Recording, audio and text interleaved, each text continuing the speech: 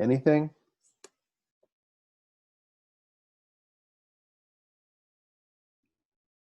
Like about like the whole class or like the stuff that we're learning in the module? Morgan, for you, I'll answer questions about the whole class or whatever pops in your brain. Okay, well, I'm gonna let you talk first because I have a lot of questions about this. Like Okay. about like the whole setting. Okay, please ask questions. That's what this time is for. Oh, now? Okay.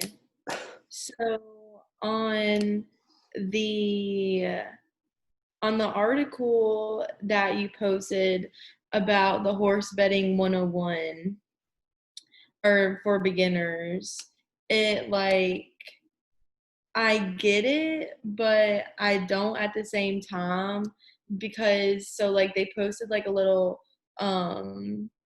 graphic of like 1, 4, and 3, like the horses, I Mm-hmm. guess. And so like only one person can win the win. And then is that how that works? Not quite. So I'll get to that. So ask your questions throughout the lecture. Okay. Okay. Any questions about the class in general? Anything that's confusing to you guys? Mm-mm. Anything that needs clarity? How was the first week? What are your thoughts on the first week? Good. Anybody else have feedback? Please. This is a new class, so if there's any ways I can improve it, I want to know so I can make it better. I know some of the content's brand new to you guys, which is great. So, any feedback at all?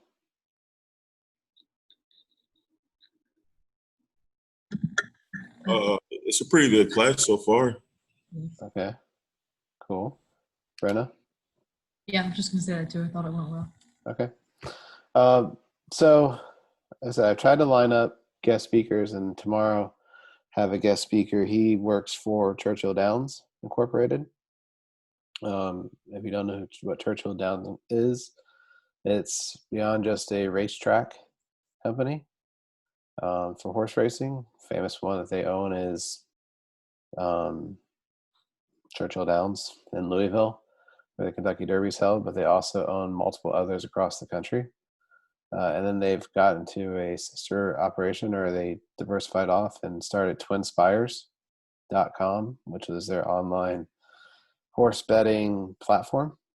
And then they've just launched a new platform called Bet America, which is more their sports betting platform. So trying to continually grow to keep up. He is very informative, different from Tony. He's a whole lot younger.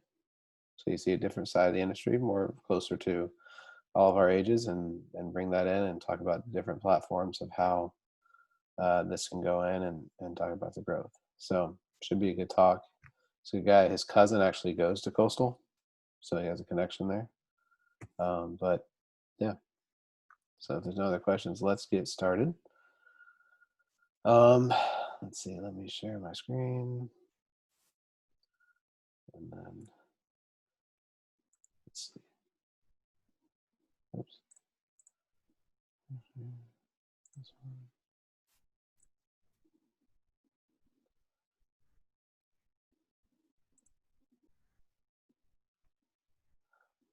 And then as we're going through, just chime in with questions. Please do. All right. And my goal is to make this as much of a discussion as can be. So, has anyone been to a horse race before? No? Okay. You guys got to get out and try some cool things. I have. Of course you have, Kat. Yeah, thanks, Nick. No, Dr. Slayer. I'm sorry. That's fine. Call me Nick. Of course you have. Did you win any money that day? No, I was like 8. Did you win any money that day? You could have. No, I was like 8. So? No. Who's letting an 8-year-old bet on horses? I don't know.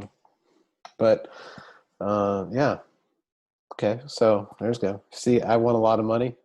I got $30 million behind me here. So, I got a lot of cash this week. But horse racing's fun. It's very exciting. I know right now on FS1 there is America's Day at the Races. Usually comes on, I think it's every day, and they have tracks. One from Churchill Downs, another Belmont in New York, and this Saturday is actually the Belmont Stakes, which is part of the Triple Crown. Will be run on Saturday. Usually it's the Kentucky Derby, then the Preakness outside Baltimore, and then Belmont's the final one. But Belmont will be the first one this year, so it'll be exciting to see and see some great horses, and you learn a lot. So hopefully, when you're watching that on Saturday, you're like, "Oh yeah, now I know what we're talking about a little bit." Okay, so, but we're betting the ponies and some online gaming. Whoops, whoops. Let's go back one. Click too many times. So kind of the overview of what we're talking about today, a little bit of horse racing, the horse racing betting structures. They vary a little different than your traditional straight line betting we talked about last week, and parlays still exist in horse racing, but there's a little bit different things, structures that go into it. Pari-mutuel betting structure, which is unique to horse racing. Ironically, actually saved horse racing, which is why or betting in the United States. And a little bit of online sports betting, which is changing how this industry operates. So horse racing in general, it dates all the way back to 4500 BC. And it was thought of as the sport of kings. Why do you think that is? I feel like wealthier people do it. Okay. Who could afford a horse back then? Rich people.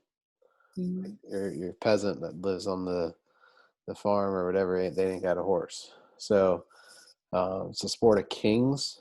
And then there's Queen Anne in 1702 made it a professional sport in England. In fact, on Saturday, part is the Royal Ascot, which will be run before the Belmont from England, from outside London. The Queen of England is a huge horse racing person. Huge horse racing. Anyone watch The Crown on Netflix? Anybody? Man. But No, I watched it. okay. Yeah, my mom watched it. So It's really good. You saw in there, she's got a big affiliation for horses. She loves horse racing, which is why it's really big. So, back to Queen Anne. And that way, it was brought to the United States in 1655 on good old Long Island. New York's got to have everything. First track was laid out. After the Civil War, people tried to find different ways to engage, and that's when it really took off. And there's a lot of rapid growth. So there's over 315 tracks from 1968, or from 1868 to 1990. There were 315 tracks that were built across the United States. Today, it was down, but there's slightly more tracks. Tracks are a mecca for a lot of different ways of economic activity, right? When you go to a track, it's not just horse racing, but if you look on the back side of the track where the stables are, there's a lot of people that work back there who maintain the horses. When a horse goes racing, it's not just the jockey that's on them. There's someone who's always with the horse. There's the people who have to wash the horse after every race. These horses get taken care of better than most people do. I'm originally from Florida. Ocala, Florida is a big horse racing area. George Steinbrenner's stables were in Ocala. They're right off I-75. It looks like a mansion for horses. Like the horses live in air conditioning. I wouldn't be surprised if they got some nice beds that come into it. But due to anti-gambling sentiment that came across the United States, partly fueled by religious movements and everything else, horse racing saw a steep decline there. And then the launch of pari-mutuel betting at the Kentucky Derby saved the industry, and I'll talk about pari-mutuel betting as we go through. Some horse racing basics. So if you tune into a race, you're going to hear different terms. And in that, most common one you hear is a furlong. which is an eighth of a mile, and that's how the races are laid out. It might be a 1 and whatever furlong race, so just the way it's laid out. If you hear the term filly, it's a female horse that's 4 years or younger. I watched a race a couple weeks ago that was all fillies. Interesting. You could have bought a horse afterwards for $10,000 if you wanted. Fillies are there. Geldings are castrated horses. Why is that not good if you have a castrated horse and the horse is a winner? How do horse owners make money? Because then you can't breed it. Exactly. Horse owners get stud fees. So let's say the horse goes out and wins the Kentucky Derby, or let's say American Pharoah, who is a Triple Crown winner, meaning he won the Kentucky Derby, the Preakness, and the Belmont. I believe he's also a Breeders' Cup champion too. But that horse, they're probably getting upwards of $500,000 to probably $1 million for a stud fee for the horse. That horse lives the life. So it's a thing. Then you have what's called graded races, which these are the highest quality. Grade 1 being the top, grade 2, grade 3. Think of it as the big leagues, AAA, AA, come down, and there's ungraded races where horses just show up and do it. But to get to the graded races, the higher the grade, the more payout that comes, right? And then a length is the distance from the horse's nose to the start of its tail. And you'll hear at the end of a race, and by 4 lengths, this horse wins. Just how they measure what's there. And the paddock, which is a fun place to go before a race, they bring all the horses in, and it's just a little holding area, different bays. People stand there. You can look at the horses. You can see which ones look like they're feisty, which ones look like they got a gait going. There's a lot of things that go into trying to handicap horse racing. Morgan, you got a question? No, not yet. Okay. I'll let you go through this. Okay. So the betting structures that come with this. We're familiar with straight bets. You pick a horse, if it wins, you win. Where horse racing varies a little bit is you got win, place, show bets. So this is a way to drive more action, get more people betting. If you bet a horse to win, place, or show, if that horse finishes first, you win. The horse finishes, they place, meaning went first or second, you win as well. If they play show, meaning they place first, second, or third, you win money. What do you think changes with the odds with this? Where do you think you can get better odds?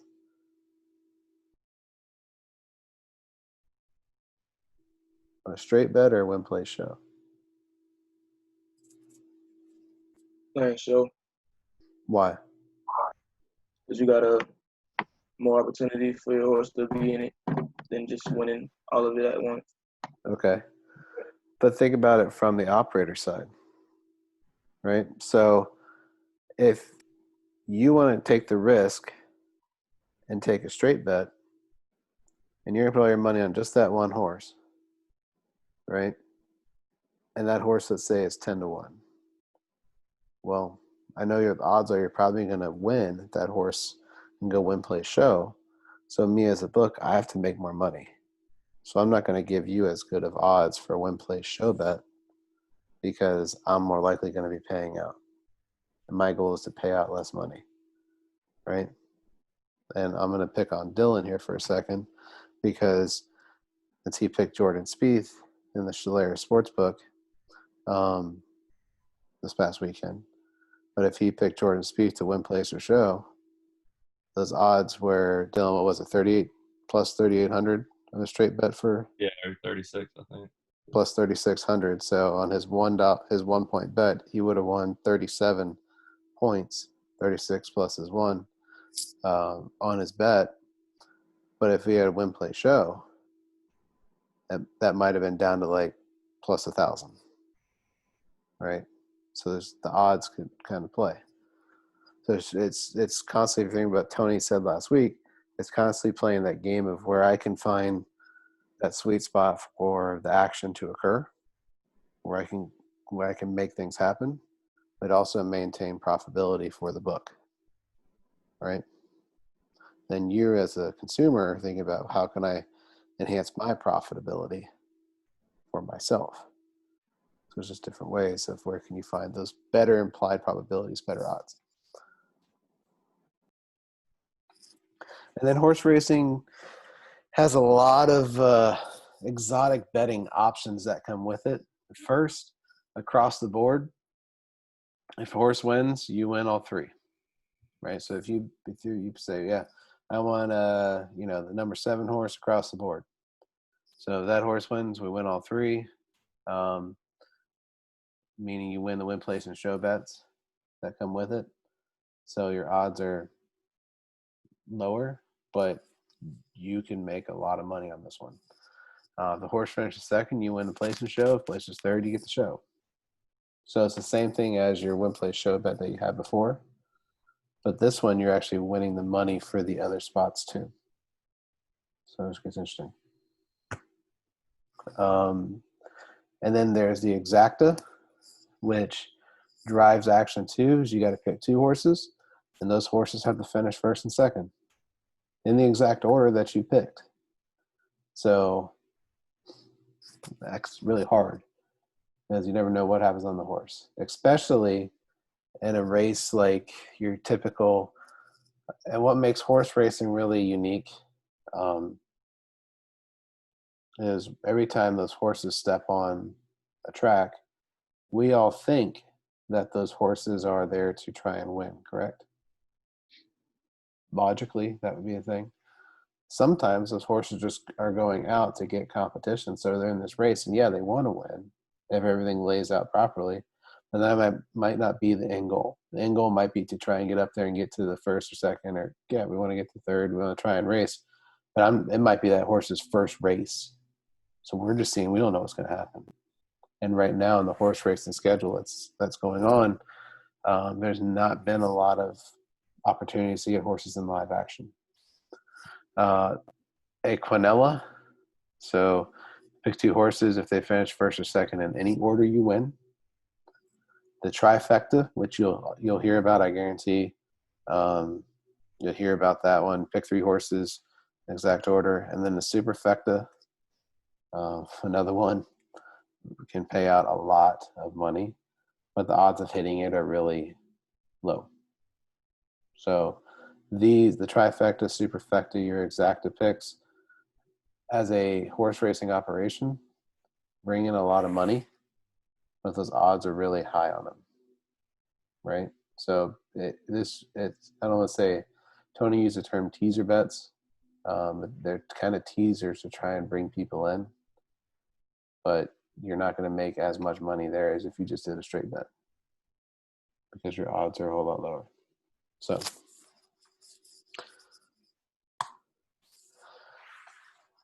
any questions so far? Yeah, I actually have a question Okay. for ones like, is it like if you did the exacta bet, is it like everyone who wins gets the same amount of money, or is it like if multiple people bet on it and they all get the first and second right, do they have to like split the prize or like split the amount? It depends on the betting system and the setup. So with pari-mutuel betting, it just depends on the amount of pool that's there and what was put into it, right? So after the vigorous is taken out, so looking at this one, the next slide, you parlayed right into this, where we're betting against ourselves, and then all those bets are then pooled together. So the books really don't do anything. And the reason this was established was more to keep the sports books out of it and try and keep some of the shady stuff from occurring.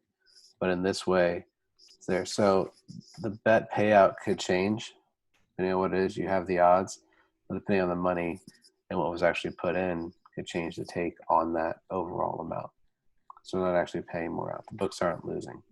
You're betting against everybody else. Now where horse racing comes in and what makes it unique is you might be let's say you're in New Jersey right now, and you pull up to the OTB or off track betting site, or you pull it up on your app and you're watching races while you're at home, you're placing bets. Well, there's people across the United States who are all placing bets through that platform in that pool. So the sports book and the books are just operating as a vessel to hold the money, and they take their cut off the top for their action or the vigorish and the taxes, and then all the rest is paid back out. So it's almost like a trust kind of fund. So the numbers could work, could not work in your favor, but you'll still win money. It might not be as much as you thought, but you'll still win. The other people just lose. You're taking other people's money instead of taking a sportsbook money.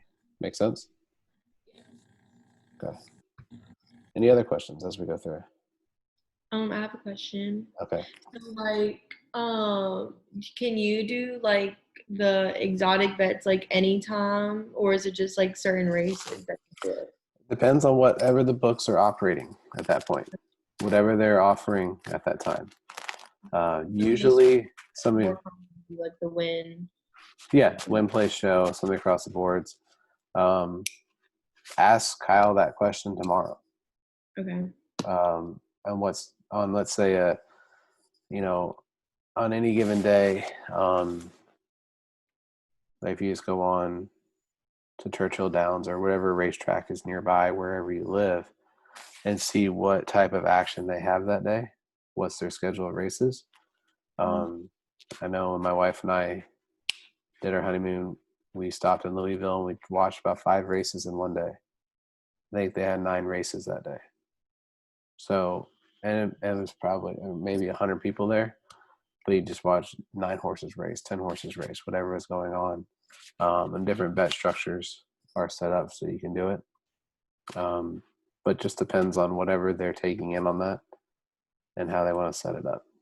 So, but ask him that question tomorrow, because he would be the one to really lay out kind of what they do and how that sets up for it.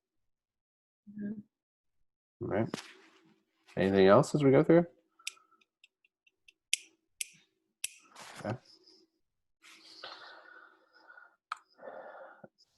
Let's talk a little about online gaming here. This has been probably the way most of you have gotten into it. Any of you ever gone to a physical sports book before and actually gone to a teller and put money in? Anyone been to a physical sports book before? I've been to one in Vegas. Which one? It was in the hotel. There's a lot of those. No, I couldn't tell what it was. Was it Westgate? Hmm? Where is it, on the Las Vegas Strip? Yeah, we stayed at the OYO hotel. It was like right across from MGM, and they had like a sports one in there. Okay. Was it intimidating when you walked in? I mean, I didn't know what it was. Like, there's like just a bunch of men over there, like watching the TVs, watching because it's like a big screen, right? And it has like red and green things on it. Yeah, it was just like a bunch of men looking at it. We just passed it. We didn't say look at it. So sometimes they can be intimidating because you see a bunch of numbers and you don't know what the numbers mean, right? Or you're not the best at math. How do I do this? Online gaming makes it a little bit easier to go through, especially if you have one of the apps. If you live in a state where it's legal, New Jersey, I know it's Maryland. Is it legal in Maryland, Kat? I don't believe so. Okay. North Carolina, it's not legal yet, or just became legal, or getting there. I know it's not in South Carolina, but these online gaming apps make it a little bit more fun, a little bit easier for access, a little bit better for people to enjoy the product overall. Because how many of y'all have a fantasy sports app on your phone? Pretty much a good bit of people. For fantasy football, you're sitting there checking that. I mean, that's how I maintain my team. I wish NASCAR had the actual app. Well, you can do it from your phone. So there you go. You can do it from your phone. But an actual app to make it work. So that makes it more fun. That's the model we're trying to follow with online gaming, even more gambling. And they said you used to have to go to OTB sites. I'll never forget when I was in Chicago. There's an OTB site that was right there. There was always 4 or 5 cars outside of it. And that's like a miniature sports book, but purely devoted to horse racing. And in fact, we went to I was in Pennsylvania, Washington, Pennsylvania. There's a casino or a horse track there, and you could place bets on any other races that were going on across the country through their OTB site. It's there. Horse racing, though, has been pretty much legal across the United States. So even here in South Carolina, I'm pretty sure we can participate in horse racing. There's an OTB site that we can do. But what's also led to this online gaming, if you heard Tony talk about it on last week, there's been some market consolidation because you've had companies that come into it, like your DraftKings, your FanDuel, all these others, who have taken advantage of their positions they have and their market capabilities and have captured that attention, right? So how many of y'all have used FanDuel or DraftKings and played on there? 2. Okay. As many as I thought. So the daily fantasy stuff is good, but that's a way to try and pull them into. So the 2 of you did that are easy to acquire because you already have my system, and I can get you to do some sports betting. So I'm making more money off of you. A company like Penn National Gaming. Why is Penn National Gaming? Why does that ring a bell to you guys? What did they do recently? Right before the Super Bowl. You know who they partnered with?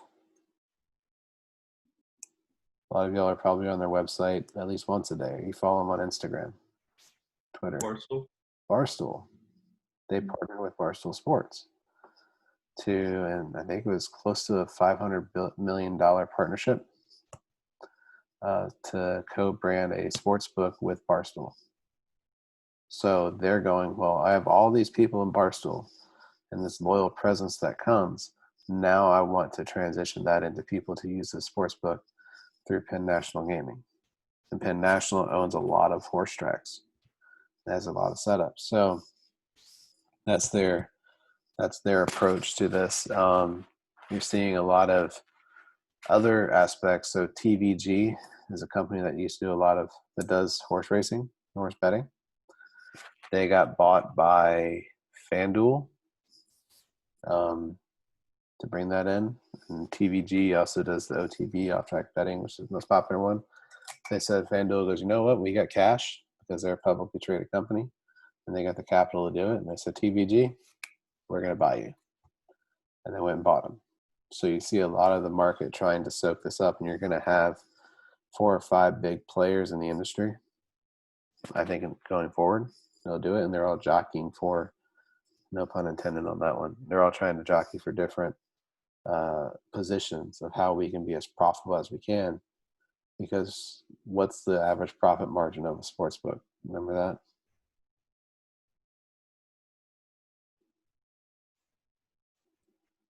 Remember what Tony said on Thursday for those who came?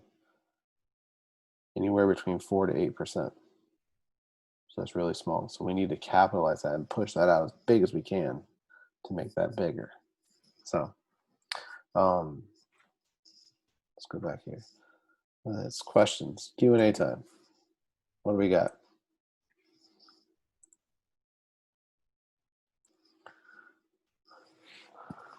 Morgan, did I answer all your questions? I can't hear you.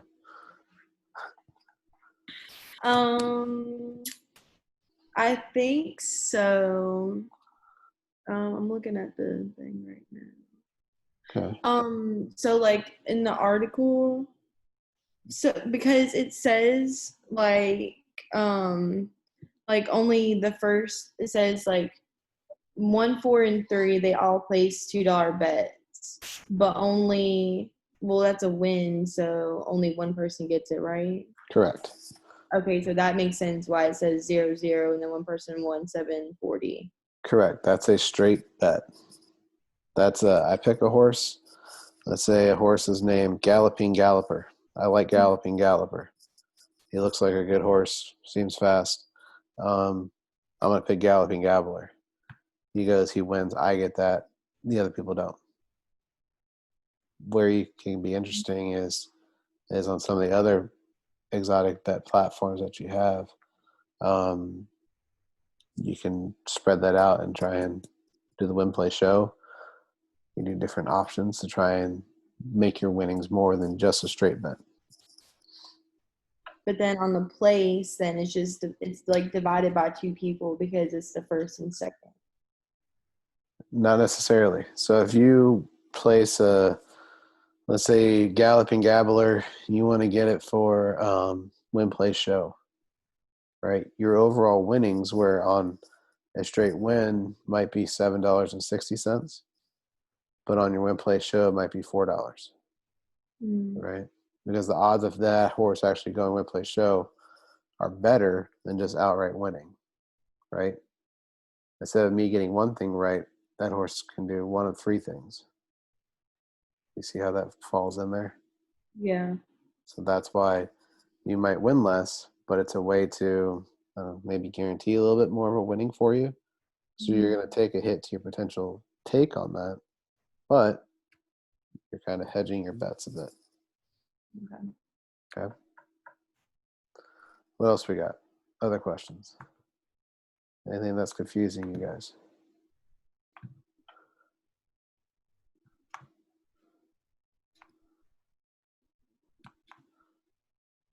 Nothing?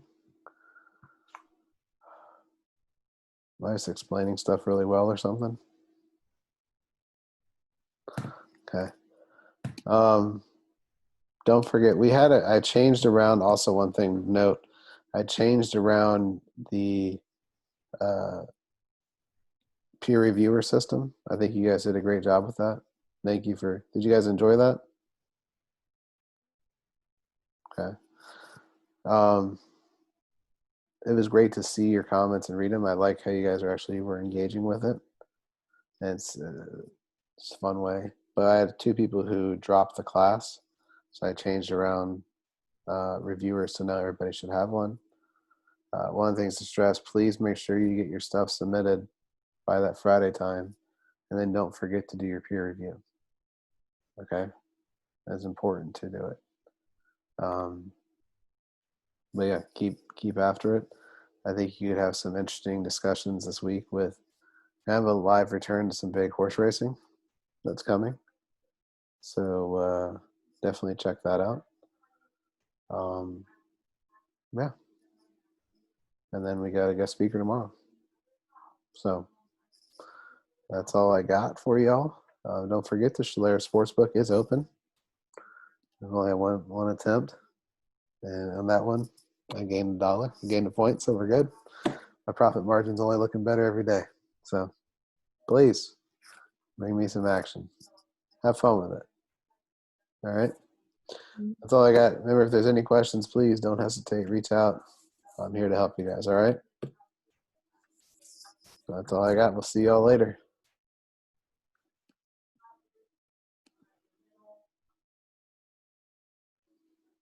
Cat, why you staying on? I see you peeping. You trying to creep.